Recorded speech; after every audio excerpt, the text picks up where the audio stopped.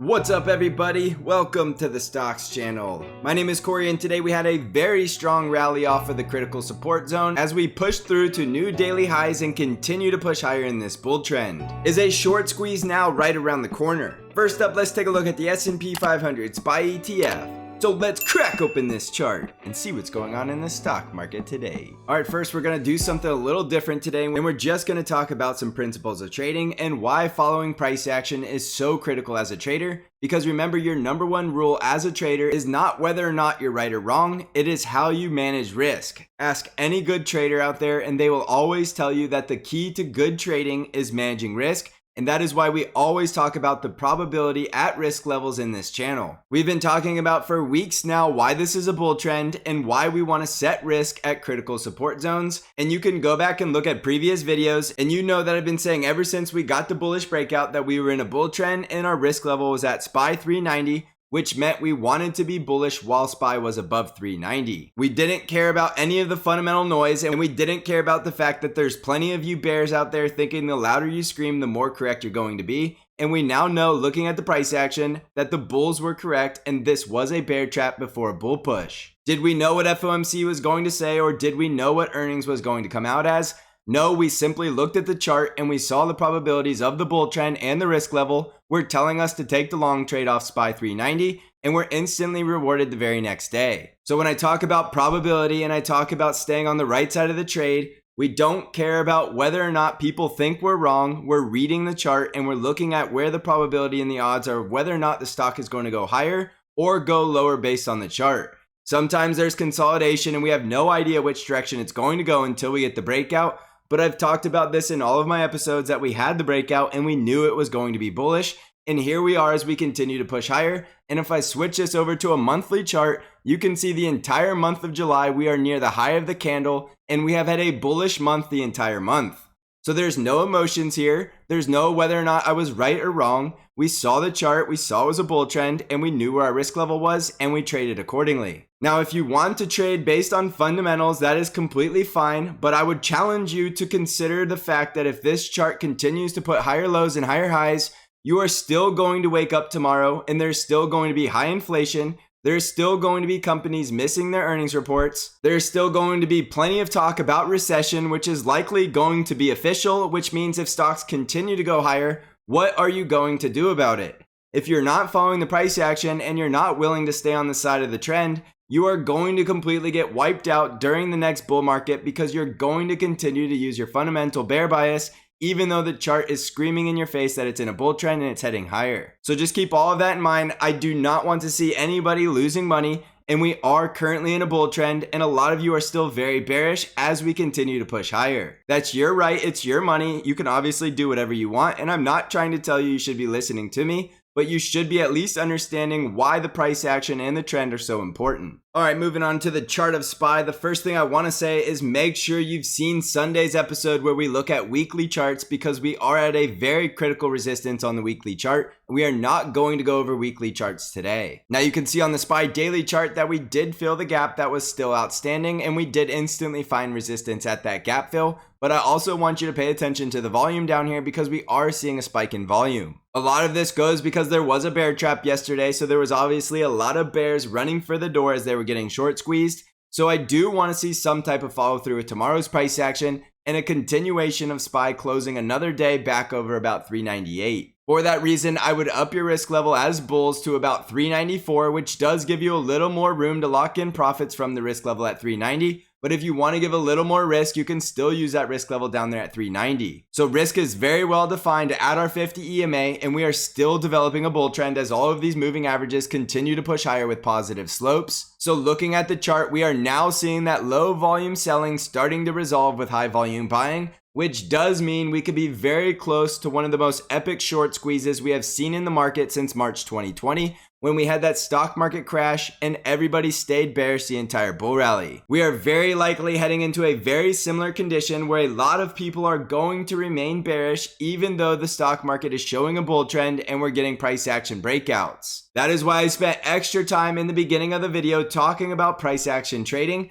because a lot of you think you know what you're doing, but the market is going to humble you very quickly when you see the stock market continuing to head higher into a bull trend even though all of the news headlines around you are talking about high inflation, recession, and bad corporate earnings. Learn to read the chart for yourself and shut off all of that crap because it's not going to help you be a better trader. If you can learn to read the chart, you should never need to read a single headline or even turn on the TV and watch the news, because the chart is telling you absolutely everything you need to know, and it is telling you exactly where to set your risk. So SPY 394 and 390 are still our risk levels, and we do want to identify we are still making higher lows and higher highs because today's price action did break out to another daily high. So as long as we are making daily higher lows and daily higher highs, we are building a bull trend, which means the bulls are only getting more and more strength to continue to squeeze the bears out of their short positions. So do keep that in mind. It is very important to understand that concept early on in this bull trend, because every single bottom in the stock market is built on the worst possible news. You are never going to put in a stock market bottom on good news,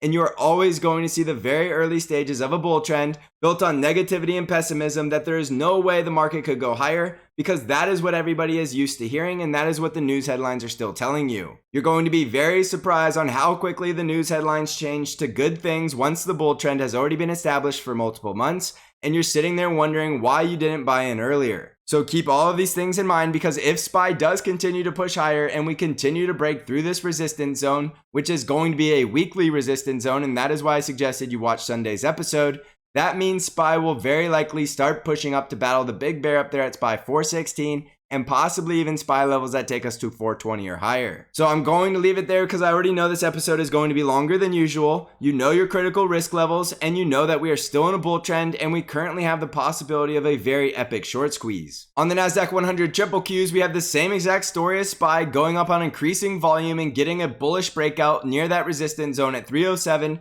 So once the triple Qs get above 307, we'll have the daily higher high close, which means we're going to start pushing to battle the big bear with price targets at 313 and 320. Your critical support in the triple Qs is down here right around 298 and 296, and we continue to develop a stronger bull trend as these moving averages start to cross over to the bull side. In the Dow Jones, we were up 1.41%, and again we did close the gap to the upside at 323, so we did instantly find resistance from the gap fill, but we did get another daily closing high as we continue to develop a stronger bull trend. Critical risk level in the Dow Jones is down here at 318, but as long as we have the bull trend, we are likely pushing to the previous daily high at 333, and that is where a lot of the bears are going to show up. The bulls continue to develop strength while they're above critical support and developing the higher low and the higher high, so do keep that in mind. In the Russell 2000 IWM ETF, we were up 2.28% as we did close the gap above and we did find resistance at the gap fill. So if we continue to push higher from here, your next price target is the daily high at 191.